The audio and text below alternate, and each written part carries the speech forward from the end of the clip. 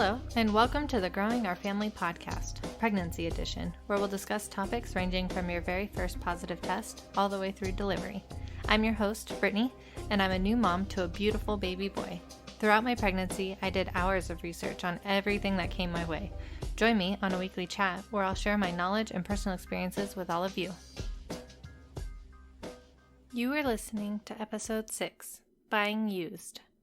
Babies are expensive, but a great way to save is to buy secondhand items.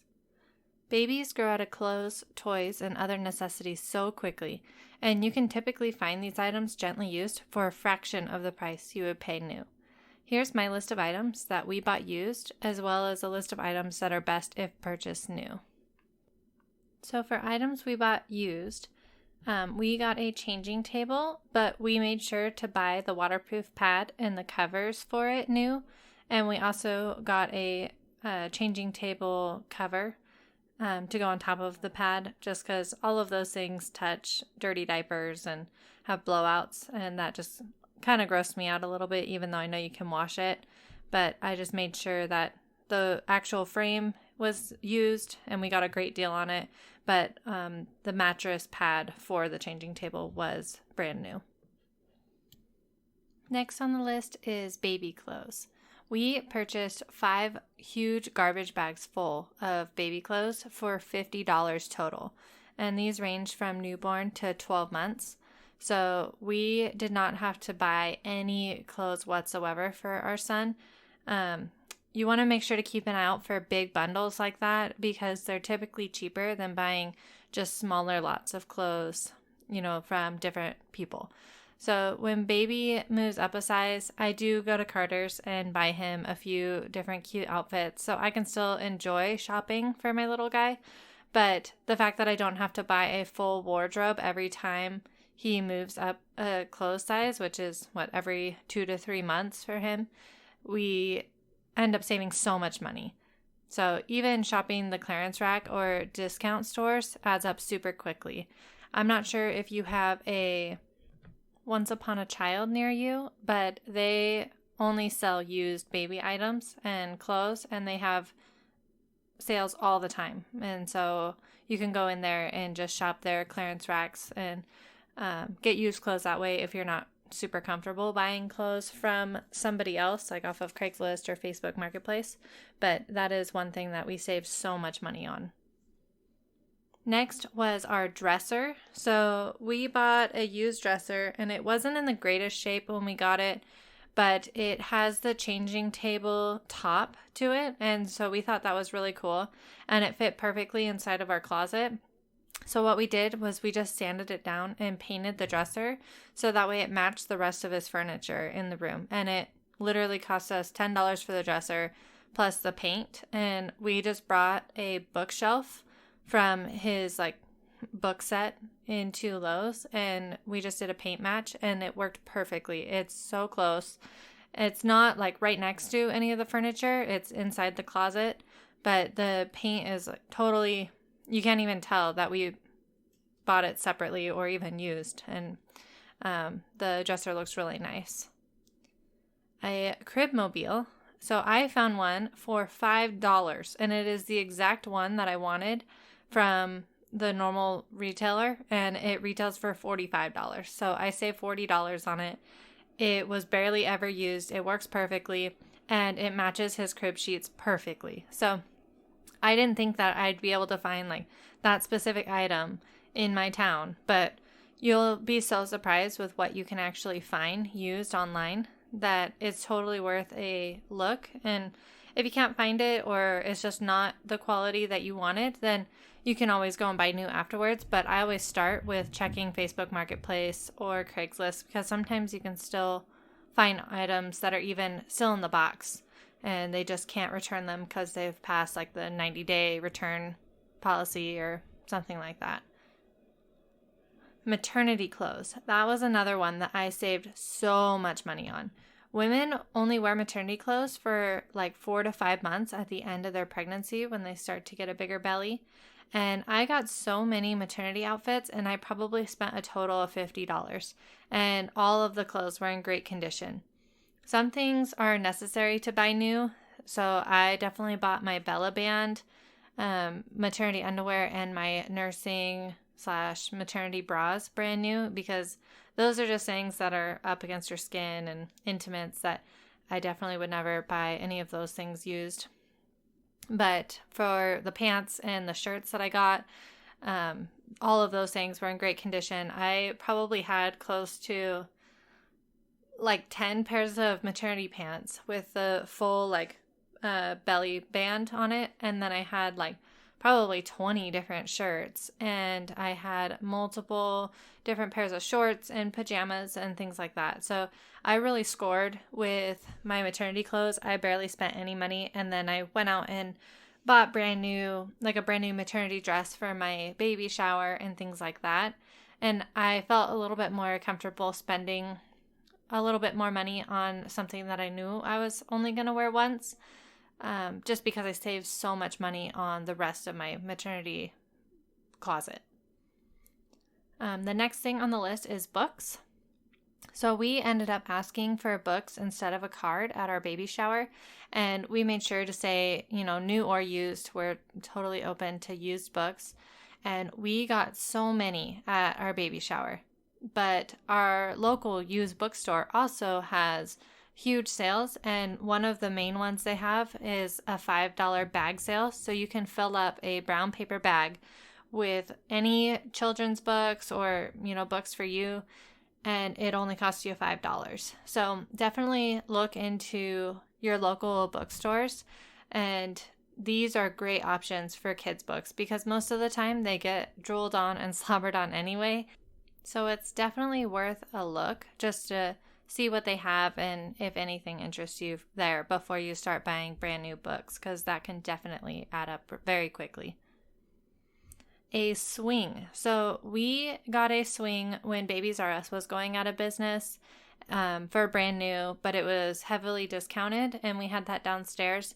And my son loved it so much that we wanted a second swing for upstairs in our room. And we found one on Facebook Marketplace, and it was only $25. So what we did was we just took all the fabric pieces off and washed it while I wiped down the rest. And it was good as new. And actually, the swing we got was new. The owner found out she was having a girl, so she wanted a pink swing instead of the one that we got, which was pretty neutral colored. It had a brown puppy dog on it. And so I don't think it really was, for a boy or a girl. It just was pretty gender neutral. And she just wanted one that was pink and frilly, which is totally fine. But we definitely scored. I'm sure she probably got it as a gift at her baby shower and didn't have to pay anything for it. So people are much more willing to sell things for cheaper when they weren't the ones to pay full price for it. The next item is a bumbo seat, which if you haven't seen one of these, they're pretty cool. It's just a chair that baby can sit in, but it helps them sit up before they're actually capable of sitting up themselves. And this is great for if you're trying to do stuff in the kitchen. I can put him up on the counter so he can see me. Or when we started solids, he could sit up on his own, but he wasn't very stable. And so I would use this seat instead of his high chair sometimes if I didn't want to have to deal with the whole high chair. And it's a great addition, but it's pretty much just a giant piece of foam. And they retail for $40, which is more than I was really willing to pay for one, considering we already had a high chair. But we found ours on Facebook Marketplace for, I think it was like only $3. So, I mean, it was a couple bucks, and we use it all the time. Definitely got our use out of it. But there is a downside to it. If your baby has chunky thighs, they may grow out of the chair pretty quickly, which also means that they're constantly being sold online because moms that have babies that grow out of them quickly, only use it for 2 months. So we just did a total wipe down of it, and it was clean and took less than 10 minutes, and we had a totally functional bumbo seat for, a total fraction of the cost of a brand new one. We bought all of our jumpers and activity centers and walking toys and stuff used. These are just used for such a short amount of time. and they typically only need a good wipe down. Babies only use like walking toys when they're learning how to walk. So it's just the time period from when they can stand up on their own till they can walk on their own, which is really only a couple months at most. And along with the activity centers, they kind of get tired of those quickly, and the jumpers, once they're walking around on their own, they don't really need things to help support them standing. So we found those for used, and they're good as new, and they're awesome. All the toys work on them. Everything still lights up. And I think we probably got all three of those things for less than the cost of buying one of them brand new. A co-sleeper. So our son was in his crib by 3 months. So our Halo bassinet and our Swaddle Me co-sleeper were barely used. Luckily, I got both of them off of Facebook Marketplace, of course, and we were able to sell them for the same exact price I bought them for. So I love them. I thought they were great. I use them all the time. But it was only the 3 months that we needed them, and they still looked brand new. So because I bought them used, I was able to sell them used for the same exact price. We didn't lose any money on them, so I didn't really feel bad when he stopped using them so early. And strollers. So you should definitely buy the car seat new, but it's so easy to find strollers that fit the common brands like Chico or Graco, things like that. We actually got our Chico stroller as a travel set. So it was the stroller and the car seat. And we bought those new again at Babies R Us when they were closing for, I think it was 60% off. But we definitely purchased our Bob running stroller used, and we got that for only $100. And the stroller we got normally retails for $400. So it was a quarter of the price, and it was such a great deal. I wish I would have bought our regular Chico stroller on Marketplace, even though we got such a great deal on it, 60% off. It's still cheaper on Marketplace, and I see it all the time. Like the same exact stroller popping up all over Facebook, and it's way cheaper. So I wish we would have waited because we would have saved even more money buying it used. And the ones I see on there they look brand new. Like you can't even tell that other people have already used them. So here's a tip. Anything that you hear mom say, my baby hated their blank, you will most likely be able to find it online practically brand new. So one example that I see all the time is the Mamaroo, and I've heard moms swear by them. And then I've also heard other moms say their baby screamed the whole time they were in them and they never used them, and they spent all this money buying a brand new one and their child hated it. So if you buy it from a mom whose child hated it and never used it, now you get a pretty much brand new item for a fraction of the cost that you would if you bought it brand new. And that way, if your baby also ends up hating it, chances are you'll be able to sell it for the same price you bought it for, and you won't be out any money. So now I'm going to go over some of the things that I would not suggest buying used. And the first is a car seat and the base that goes in your car for infant seats, or just the convertible seat if you're skipping the infant seat altogether. So with the money that you save buying other items used, you can put some of that money towards buying a new car seat. And if the car is even in a slight fender bender with or without baby in it, it can compromise the safety of it.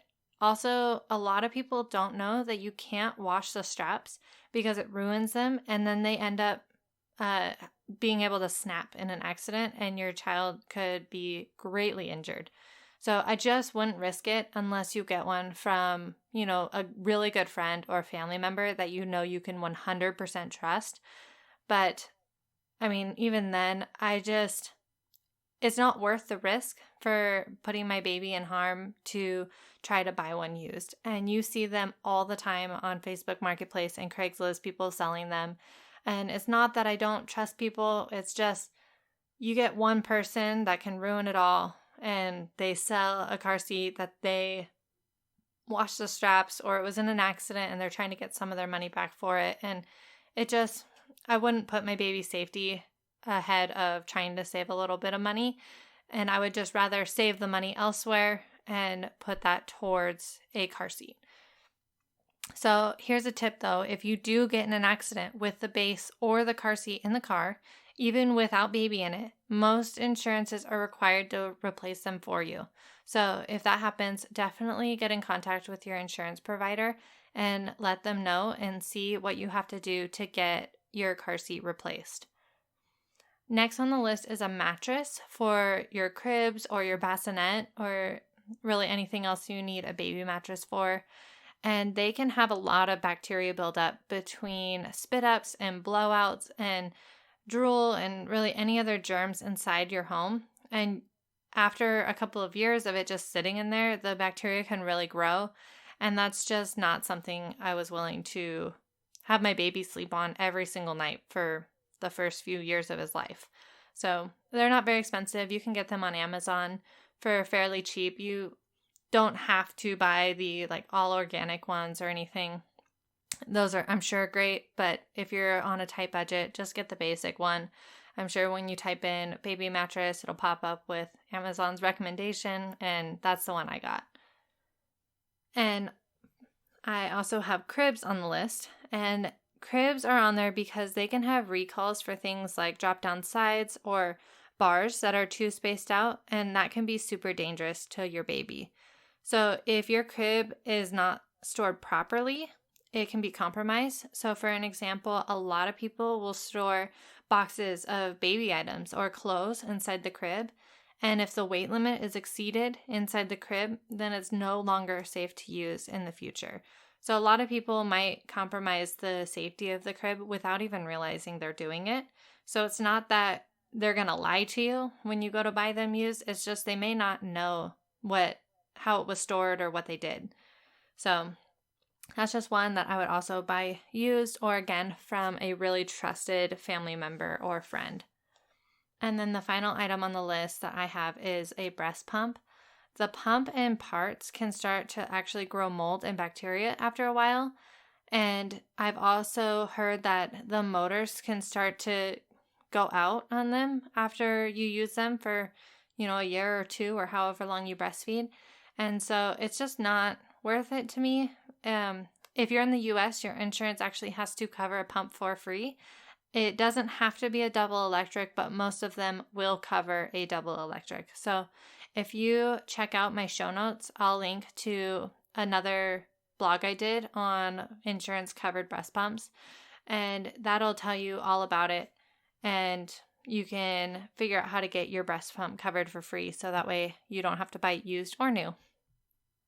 You can also go back and listen to my podcast that I did on it, which is the Pregnancy Podcast episode 4, if you're curious about that. So that's it for my list. Please go and leave a comment if there's anything else that you personally bought used, and I would love to add it to my list to help some other moms out. But I did want to include some tips for buying on Craigslist or Facebook Marketplace for anyone who doesn't normally do this, or if you just want a little refresher on ways to stay safe while meeting strangers. So first is always meet in a public place. We have broken this rule a few times for items that are hard to transport, but in these cases, we always just move it out to our driveway and we don't let the people come into our house. We live on a busy street, but I always feel safer meeting in a public place. It's best to meet in well-lit areas with lots of people, so grocery store parking lots are a super common spot, and so are police station parking lots. You can actually find a list of local police stations on Safe Trade, and I'll link to that in the show notes. And police stations are great because they are typically well-lit, and they have cameras, and most people are not dumb enough to try to rob you outside of a police station. So number 2 is inspect the item before giving them your cash. Once you hand over the money, the transaction is pretty much complete. So make sure that you look at it to make sure it's in good condition, matches the description, and you're committed to buying it before you hand over any cash. Number 3 is always negotiate. I am so surprised at how many people will not try to negotiate on Craigslist or Facebook Marketplace. Unless it says price is firm, they are most likely willing to go down a little bit. If the listing says OBO or best offer, definitely offer a lower price.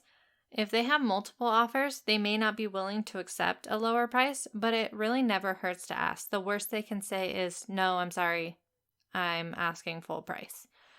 I can probably count on one hand the amount of times we've paid the listing price for an item.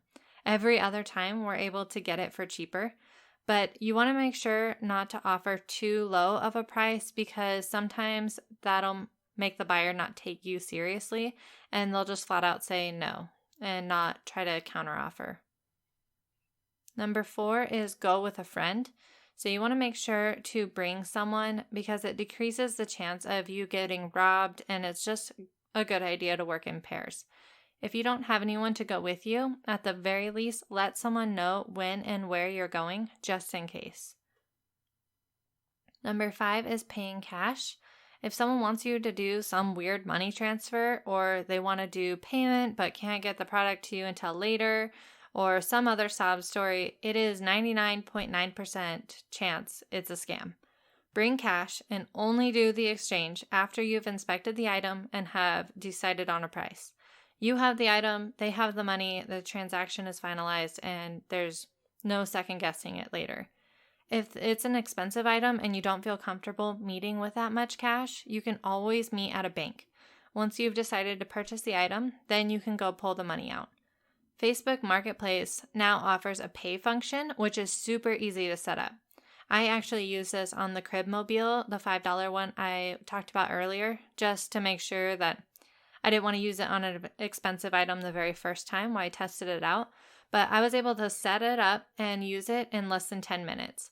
So it was a great alternative, especially for less expensive items. You just transfer the money to them, and it's all taken care of through Facebook. They don't get to see any of your banking information or anything like that. It's very similar to PayPal, but it's all on Facebook Marketplace. Number 6 is don't give out your personal information. If you're meeting them in person, which you should be, they don't need anything besides maybe your first name so they know what to call you. If you don't feel comfortable giving out your first name, make up one. They won't know what your name is, so if you just make up a name and say, hey, I'm Julie, that's what they're going to call you, and no one's going to know the difference. A lot of scams will go something like, hey, my Craigslist email has been acting up. Can I get your personal email address and or phone number to contact you on? And that should raise a huge red flag. If you see this email, just either ignore it or reply through Craigslist, but definitely don't give out your personal email address. They're lying to you. If you would like to exchange numbers for ease of communication, you can always set up a Google number so you don't have to share your actual phone number with anybody. And that's super easy. You go online, it's free, and then it's really easy to block numbers or just turn it off so it doesn't forward to your phone. And that way it's just super easy. You don't have to give out your real phone number. You don't have to worry about scams in the future. And it's a great alternative. Number 7, and the final one I have, is trust your gut. Have you ever heard the expression, if it seems too good to be true, it usually is? Well, nothing could be more true when it comes to Craigslist. I've encountered so many scams, and the key is just to trust your instincts. If the seller is being shady about giving details, doesn't want to meet at certain places, like a police station, or just gives you the creeps, just move on. No good deal is worth it, in my opinion, to possibly be scammed out of money or an item. So that's it for my tips. If you have any questions on those, feel free to shoot me an email. I'm always happy to respond to you guys, and I love hearing from listeners. And this week, I am reviewing one of the items that we did buy new, and these are our Munchkin changing pad liners. These are inexpensive and help you save your changing table sheets or your bassinet covers from any stains from blowouts or spit ups or anything while you're changing baby. These changing pad liners are so simple but yet so useful. The top is made out of a towel-like material with a waterproof liner on the bottom. So you just pop these down on any surface before changing the baby, and it'll protect anything from leaking through. Blowouts are unavoidable, but it's way easier to clean up when you can just take the liner, throw it in the laundry, and pop a new one on top of your changing station. I never knew how easily baby poop can stain, and even with the spray and wash, it doesn't always come out. So I figured a 3-pack of these liners are cheaper than the matching changing pad cover I have in his nursery that, it matches his whole nursery and everything. I had to order them online, and those are way more expensive than these little like towels that you can lay down.